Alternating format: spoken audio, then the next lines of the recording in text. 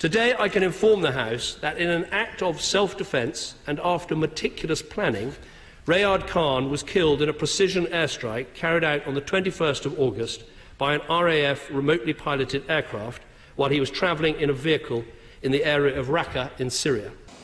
Drones. These aerial robots are replacing manned planes.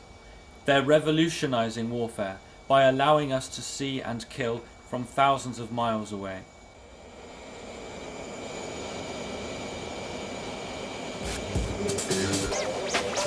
This is a technology that's a game changer. It's been so on the military side, it will be the same on the civilian side. This is a powerful technology. It is real. It is coming. No amount of hand-wringing is going to stop it.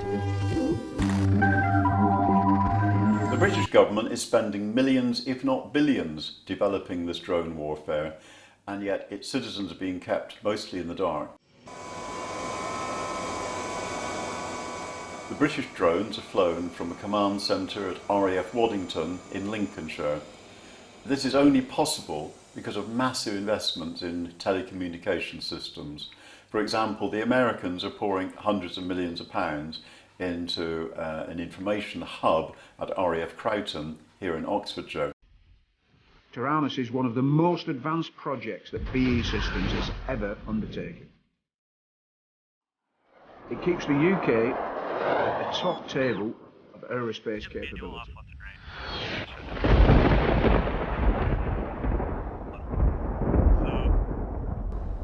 We've entered an era where we are conducting an array of operations using unmanned systems that in a previous generation we would have called war, and we would have treated it like war.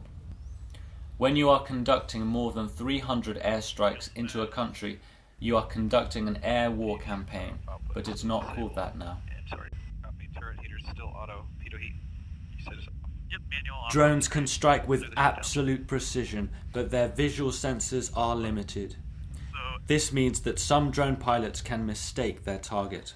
There's no reset button, there's no there's no turning it off. Because we have such a long loiter time, there's potential to have eyes on the target that we are going to blow up for hours ahead of time. Then we employ on it, strike the target.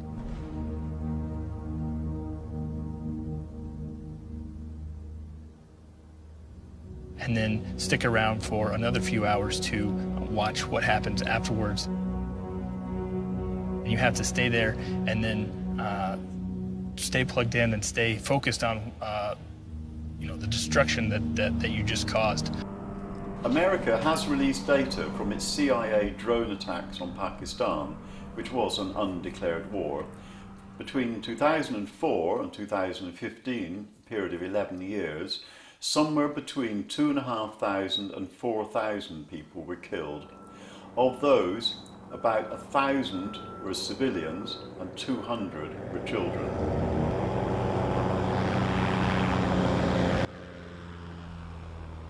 Afghanistan is the only publicly authorized war zone for drone strikes. Elsewhere in Pakistan, the Yemen and Somalia, covert drone strikes take place without killing any American army personnel. Kill lists drawn up by the CIA were endorsed first by President Bush and later on by President Obama, who increased the numbers on the list by 50 times the original amount. In 2012, it is estimated the USA carried out hundreds of drone strikes across 4 countries.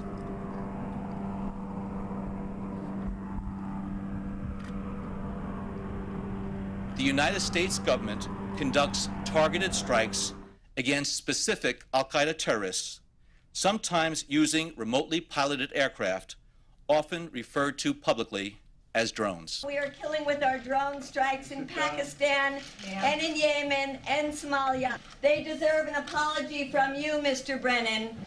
I speak out on behalf of the Constitution, on behalf of the rule of law. I love the rule of law. I love my country. You are making us less safe by killing so many innocent people around the world. Shame on you.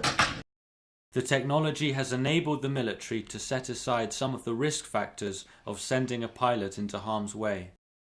So a lot more strikes have been conducted that have been less problematic than manned systems.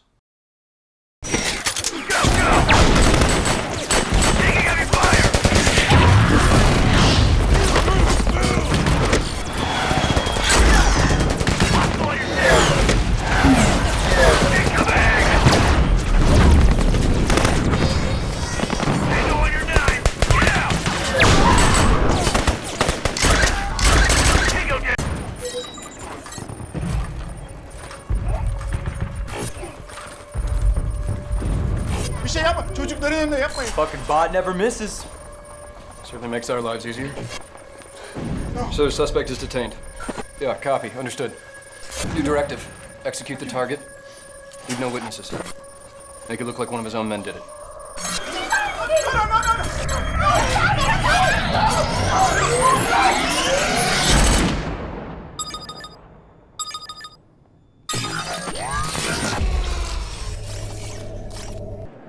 It's a cross between a drone and a munition, or rather what you would call it is a robotic kamikaze. It's about the size of a rolled up magazine.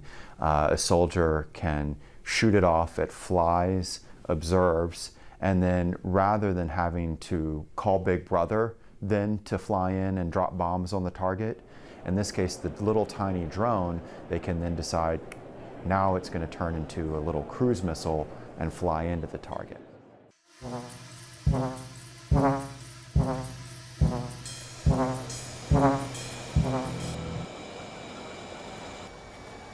Drones are not just an American form of warfare.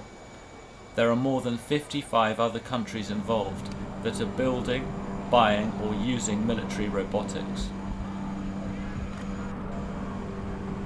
In November 2016, at the Aerospace and Aviation Exhibition, which took place in Zhuhai, China, the deadliest unmanned combat drone was revealed to the world. This drone, the CH-5, has a range of 1,500 miles and can travel further than any other armed drone. It can carry out spying and bombing missions and transport up to 16 missiles. It is equipped with high-tech radar jammers. This drone was copied from the US Reaper drone. One chilling aspect of this is that the Chinese have granted an export license for the CH-5 drone, which means it could be used in war zones all over the world. Chinese drones have already been used in Nigeria and the Middle East. Shi Wen, who designed the CH-5, has said that there are a number of countries around the world who are interested in this product. The drone, cheaper than other counterparts, gives a sinister ring to Made in China and will create billions of dollars in revenue. China claims to have a lead over the US by manufacturing a large number of 67 small-scale drones. Currently, one man can control multiple drones in the system, but in the future, one man will be able to control hundreds and thousands of drones.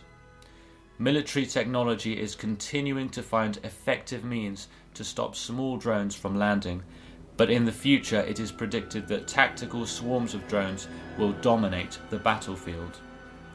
If this is the case, then whoever is in control of the best swarm will be the victor, and China claims to be in the lead. This may be a hard claim to assess, but a difficult one to ignore. In the latest global tensions between East and West, the President of China declared that the USA was a real threat to Chinese and Russian security. But a top US Army chief claimed that with the latest Chinese drone technology, a World War III with China was inevitable.